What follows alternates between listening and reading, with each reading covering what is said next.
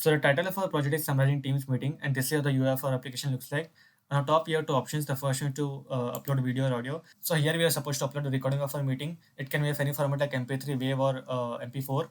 The second, we have option to upload a VTD file. So VTD is basically a file which contains all the user data like the speaker of a sentence and the timestamp of a sentence. And in case of Microsoft Teams, it gives you an option to download a VTD file of every meeting. So let's upload a VTD file right now. So for the sake of saving some time, we already have a sample right here. So this is how it will look like once the loading is done. And we have two types right here. The first one is transcript and the second is summary. So in case of transcript, we have two things. The first one is action words. Action words are basically the words where someone orders someone to do something or requests someone to do something. So in this case, we are summarizing a YouTube video. So the action words are the words where the speaker of the video asks you to do something. So it can be something like go to the initial setup or use the option to reboot the device. Basically, the instructions in the video they're also highlighted right here. So the words which are highlighted right here are the action words. And this is the entire transcript of the video. It is all the sentences which are spoken in the video. And next is the summary part. So summary has keywords. So keywords are basically the most important words of the meeting. If you don't want to go through the entire summary, you can just go through the keywords to get the context of the meeting. Next we have the summary of the meeting. So summary is the title and the actual summary of the meeting.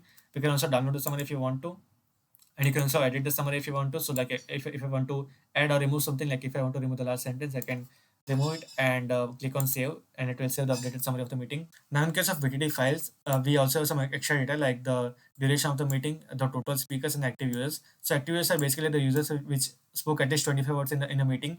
And next we also have speaker distribution. So speaker distribution is calculated based on how many words someone spoke in a meeting. So Arya Parekh spoke around 70% of the words, Mary Savla spoke around 21% of the words, and so on. Next we have keywords. So keywords are basically the most important words which I mentioned earlier. In the transcript, we have action words, the same thing which I mentioned earlier. And then in case of VTD files, we also have the name of the speaker, the timestamp, and the sentence which the speaker spoke. And we also have the action words which I highlighted right here. And this is how the transcript will look like in case of VTD file. Next, we have the summary, which is basically the same thing which I mentioned earlier. So now let's take a look at the code of the project.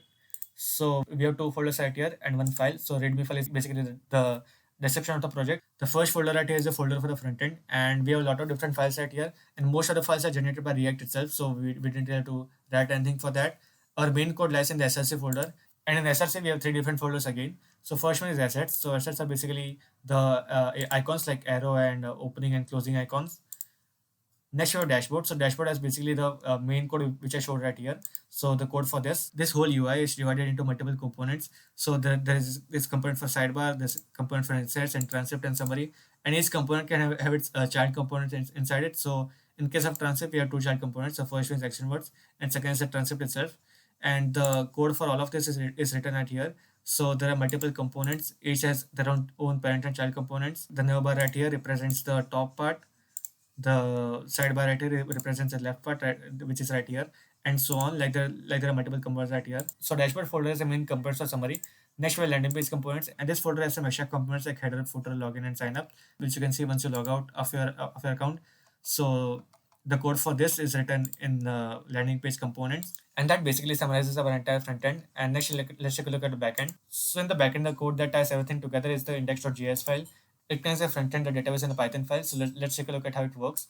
So starting from the top, we first import some of the libraries, and then we set up some basic configuration, connect to the database, and this is where the different path of our application lies. So first of all, we have a path for signing up in case of new users. Then there's a path for logging in case of an existing user, and like if the user wants to access his account.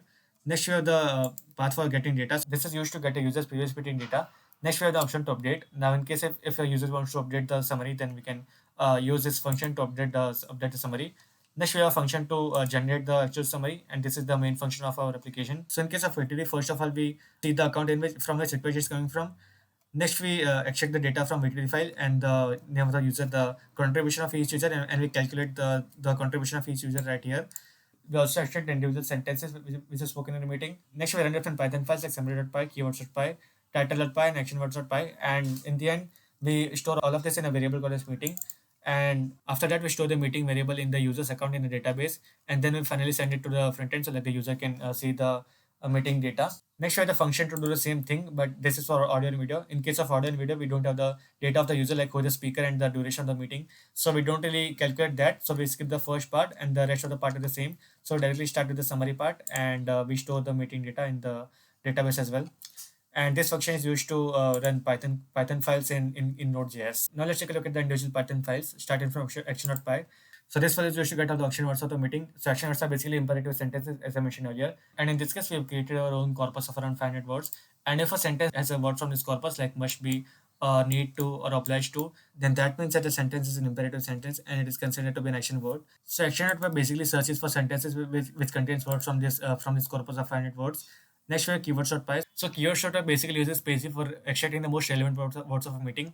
And if we go down here, we also filter these words to remove all the duplicate words and remove all the words which are too long for a keyword. Now these keywords are also ranked and they are stored in a text file. And from this text file, we use the most relevant keyword to extract the title. So title of Python basically uses the keywords from right here, and it uses the most relevant keyword to generate a title. And finally, we have summary.py. So summary.py basically divides the entire transcript into block of 502 words, and these 502 words are then summarized one by one, and they are summarized using Facebook BART model. And the goal here is to achieve a summary length of around 70 to 80% of the original length of the transcript. And that's pretty much how our entire project works. Thanks for watching.